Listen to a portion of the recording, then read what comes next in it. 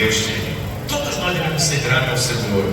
E está no lugar que você está hoje, meu irmão, minha irmã, é no dia que você glorificar a Deus. Lembra que outrora você não conhecia o Senhor. Lembra que outrora você estava longe do aprisco do Senhor. Lembra que outrora você nem entendia a respeito de Deus. Mas hoje o Senhor te fez compreender o mistério do Evangelho, o mistério da graça, que é profundo demais para todos nós. É muito profundo para o mente humano poder compreender. Mas o Espírito Santo que revela todas as coisas é aquilo que subiu o coração do homem, aquilo que o homem não entendeu. O Espírito Santo se revelou através do seu glorioso Espírito Santo.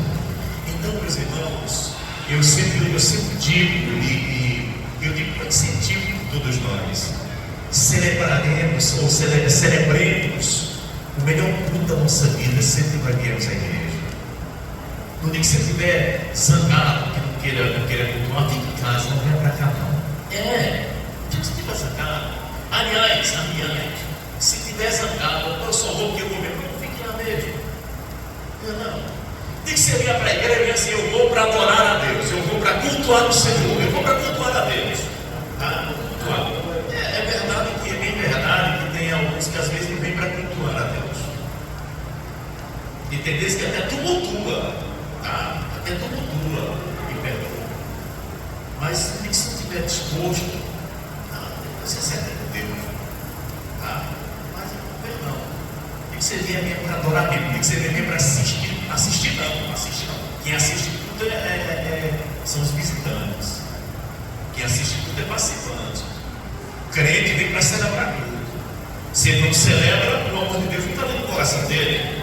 Falta crença na vida dele se ele não celebra. Se ele não enaltece, ele não glorifica, falta Deus na vida dele, falta o Evangelho, falta graça na vida dele. Mas se ele tem esse Cristo ressurreto, ele glorifica a Deus. Ele vem para celebrar verdadeiramente ao Senhor.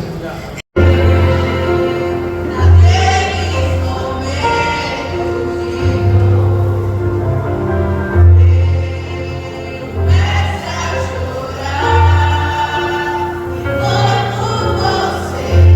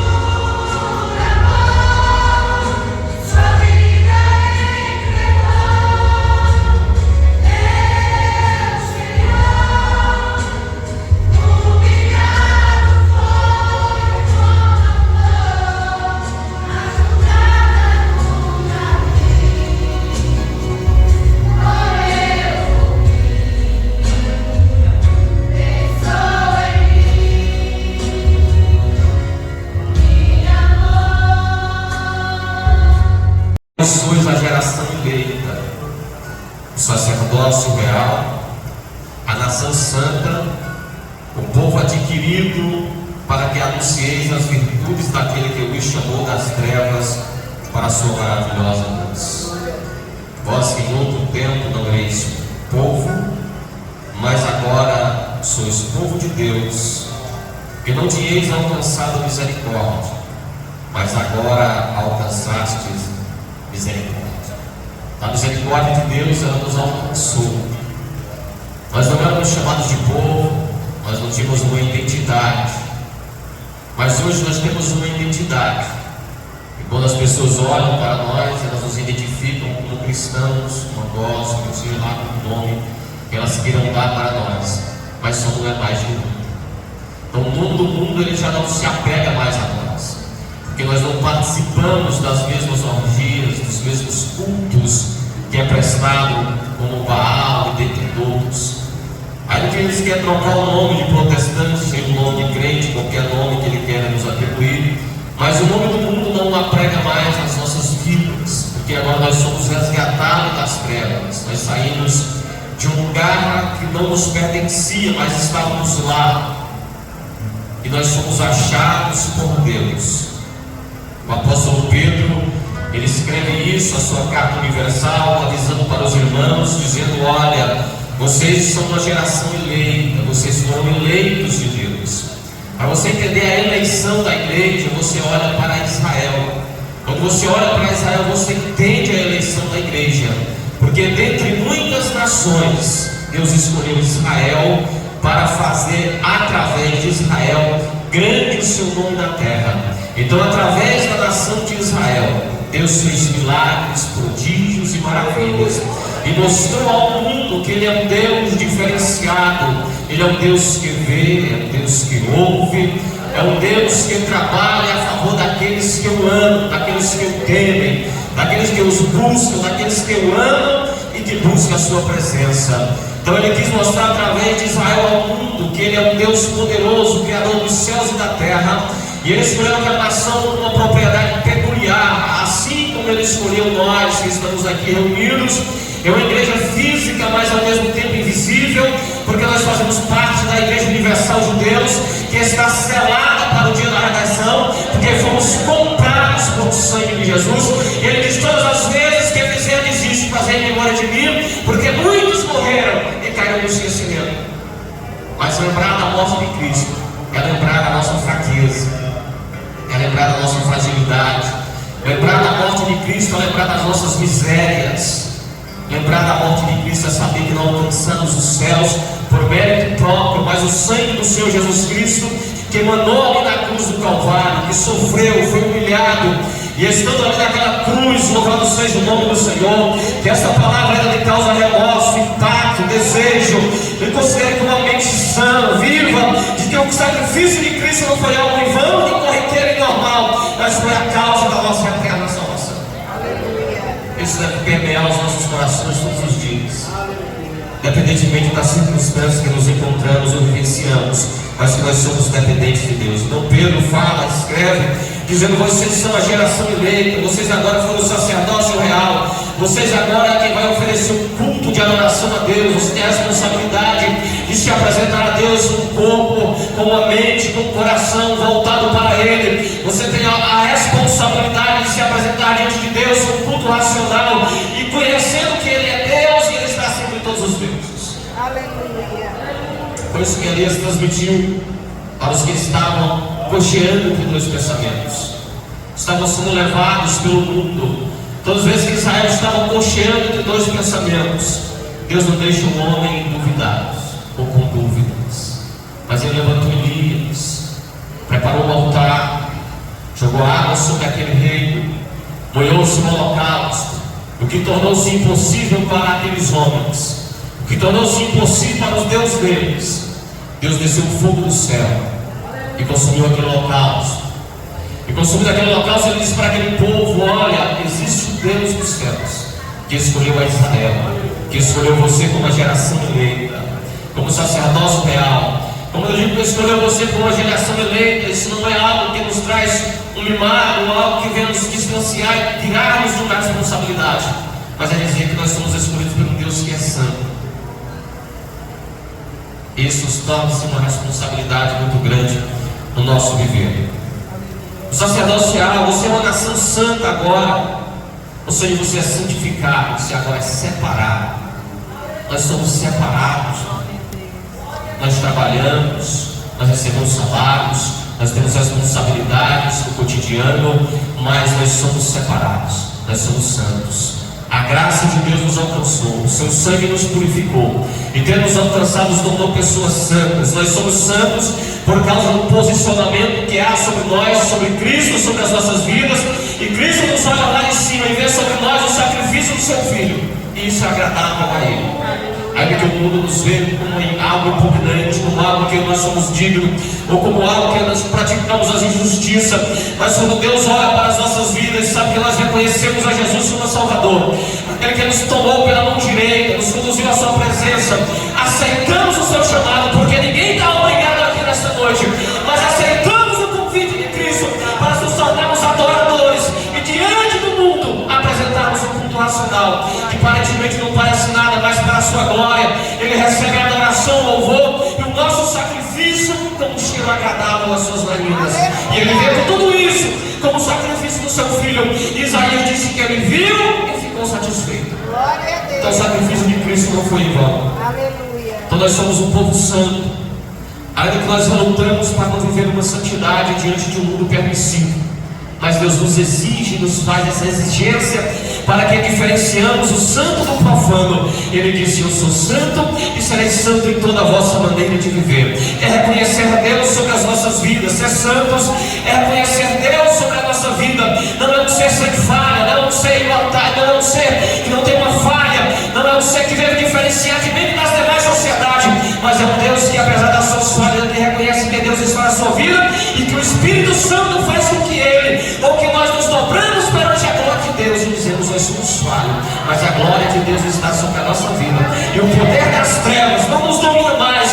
Nós não somos mais dominados pelo impulso da carne, mas nós somos dominados pelo Espírito Santo de Deus, que domina a nossa mente, que vem sobre nós, traz o pensamento de Cristo, e tudo aquilo que nos levava cativo para o inferno, agora o Espírito Santo de Deus prega a nossa mente e nos introduz na presença de Deus, e a nossa mente, todo pensamento é levado cativo na presença daquele que tu não podes. Aleluia. Estando diante das suas mãos, ele diz: Pai, perdoa-nos. Louvado seja o nome do Senhor Jesus Cristo. Então essa ideia de santidade, de buscar a presença de Deus, é não abandonar a palavra do Senhor. Nós somos adquiridos com sangue precioso. Glória a Deus. Nós somos adquiridos por um alto preço. Meu Deus. E esse preço, ele foi maravilhoso.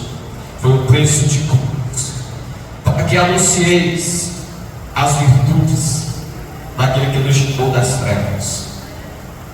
Então nós estávamos nas trevas, e estar nas trevas não é bom.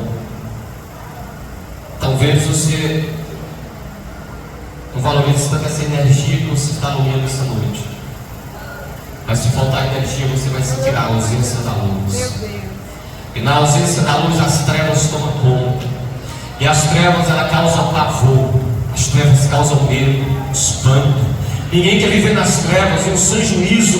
Ninguém quer andar nas trevas exteriores, porque lá há pranto, há ranger de dentes, e há uma treva que nunca se clareará com esta luz de Cristo, mas haverá uma separação eterna. E isso é algo que deve temer ao nosso coração, que deve ter uma luz eterna para nós, mas a maneira eterna para os que abandonam Deus, para que não reconhecem esta palavra.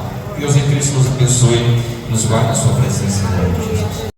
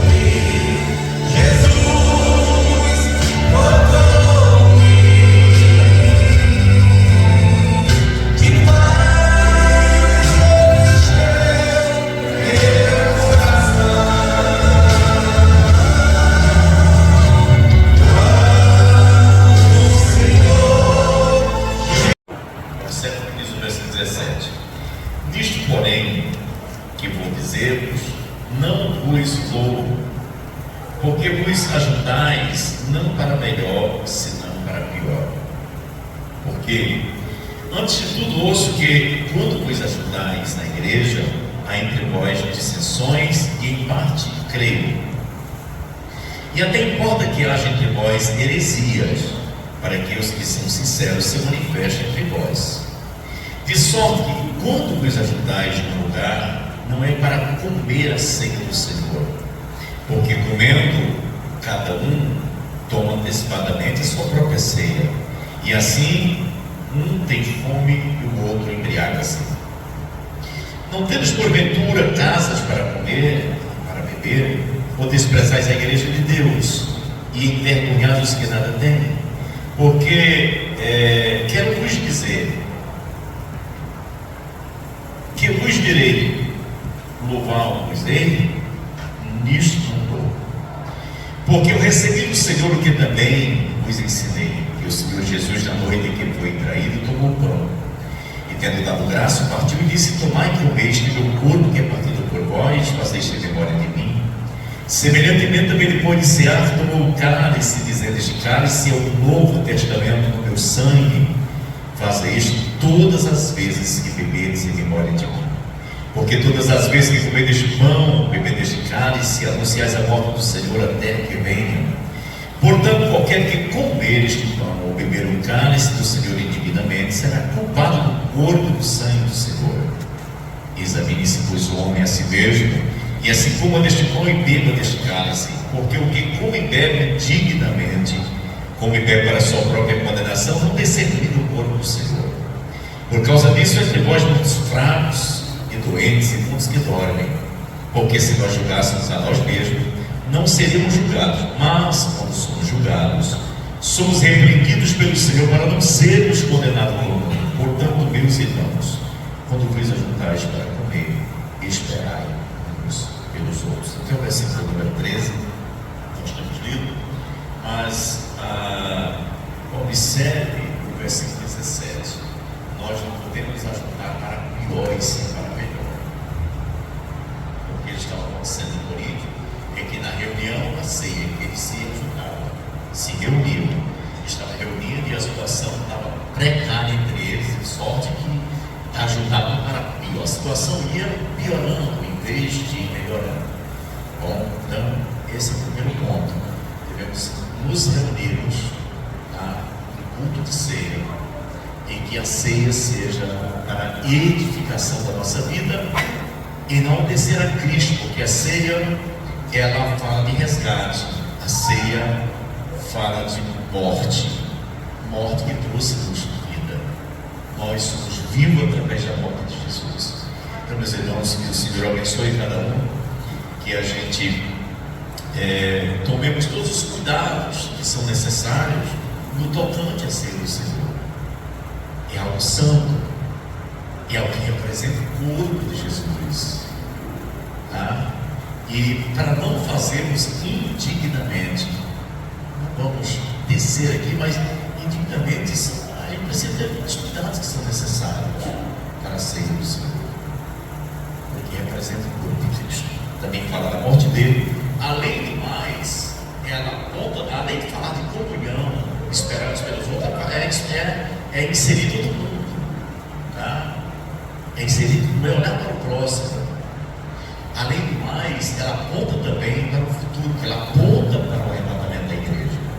O próprio Jesus disse: não beberei do fruto da vide até aquele dia que beba de novo convosco no reino de meu Pai. Haverá um dia em que o Senhor celebrará para todos nós a ceia, relembrando tudo aquilo que nós fizemos e passamos no passado aqui.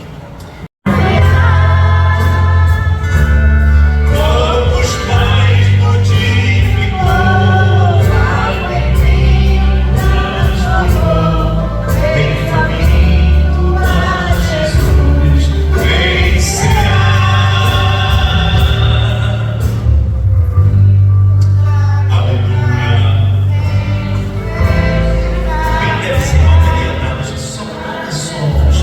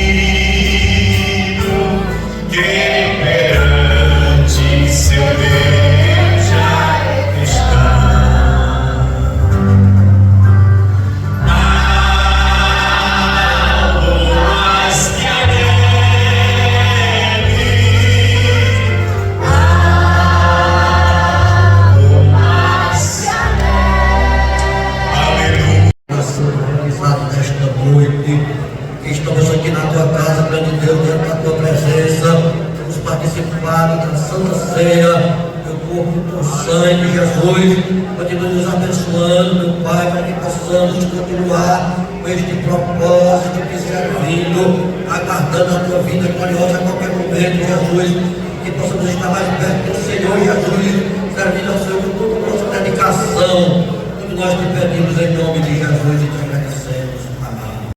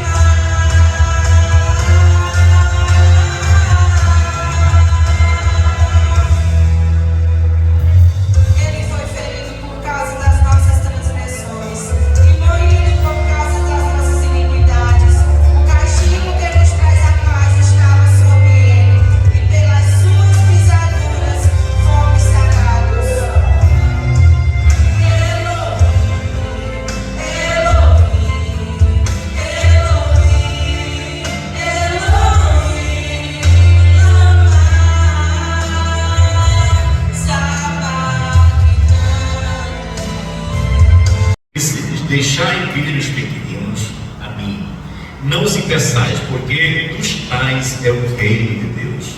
Em verdade vos digo que qualquer que não receber o reino de Deus como uma criança, de maneira nenhuma entrará nele.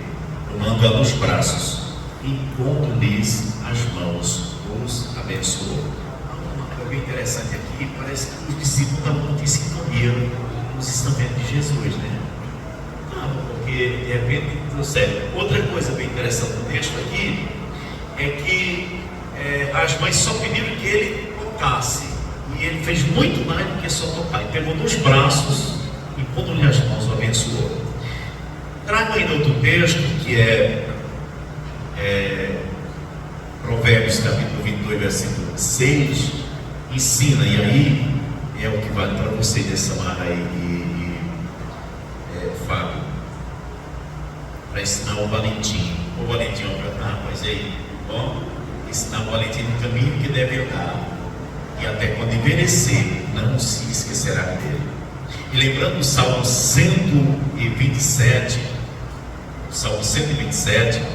e a Bíblia diz que os filhos, versículo número 3, versículo 4, eis que os filhos são herança do Senhor, e o fruto do ventre o seu galardão. Como flecha na mão do valente, assim são os filhos da mocidade. Então, filho, herança, para quem casado não teve filho, não quer não, a gente é uma herança, não é herança, porque filhos são herança do Senhor, herança de Deus, tá? E o mais interessante disso é que todo mundo que tem filho, todos os pais só pensam nos filhos, só trabalham com os filhos. Então, peça logo a Deus, você que tem ainda, tá? Que está casadinho aí, para que receba nova herança, para que você não deixe sua riqueza com seus filhos, tá? Seus bens, com os filhos nessa daninha, né? Para mim. Bom, Deus abençoe. Nós vamos então estar nesse momento apresentando e dedicando o Valentim.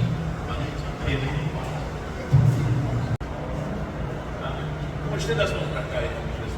Nosso bendito Deus, Pai, soberano e eterno, Deus grandioso e justo, santo.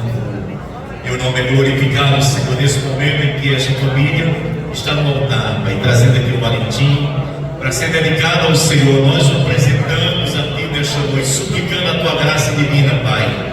Senhor, ele vai crescendo em estatura, com saúde, Senhor, também cresça em conhecimento, desenvolva em sabedoria de Deus, Pai. A proteção do Senhor venha sobre ele, hoje dedicado ao altar do Senhor, para que cresça, não esqueça de Ti, tenha conhecimento da Tua santa palavra, habita no coração dele, Senhor. Pai, livra da doença do corpo, da alma, da mente, livra das doenças desse século presente, Pai. Guarda das setas do inimigo, Pai, mas que seja abençoado, cresça, trazendo a Tua alegria aos seus pais. Nós dedicamos ao Pai, ao Filho e ao Espírito Santo. Amém.